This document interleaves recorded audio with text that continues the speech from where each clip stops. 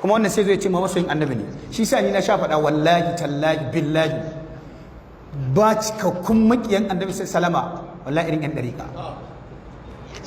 Duk abin da annabi ya zo da shi sai sun mai kishiya. Ya kawo salatul ibrahimiyya sun kawo nasu, in ya kawo alƙur'ani su ma suna da littafansu da sun saba ƙur'ani da su suke aiki. Manzan Allah kaɗai ake biyayya ido rufe, su ma malaman su ido rufe ake musu biyayya. Har wani tsagera ya fito wai yana cewa duk mutumin da wai bai yi imani da shehu tijjani ba yana taɓa shehu tijjani, wannan mutumin ba shi da imani. Mai alaƙar imani da shehu tijjani? Mai alaƙar imani? Yanzu ka zo ka ce baka da imam Malik ba shi ganin baka da imani? In ka ce baka da imam Shafi ba baka da imani? Muna gane ana son su ne, ana girma su ne saboda malamai ne na gaskiya sun tafi akan hanyar daidai.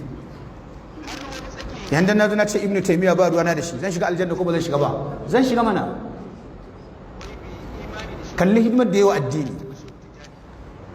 To amma kullum so ake aibata ahlus sunna. Su kuma ahlus sunna kullum abin da suke so ne su kai mutane zuwa ga kadaita Allah. Muna gane ha? Yanzu kana za ga ana wata rigima akan mai waka alburda, malam yi magana akai, aka ringa fitowa ana abin nan. Kowa san mawaki ne fa, mawaki ne maroki ne, haka malaman tarihi suka rubuta. Mutum ne mai ashare aka yi amfani da abin da ya rubuta ake ƙara vocabularies na arabiya shine kawai fa.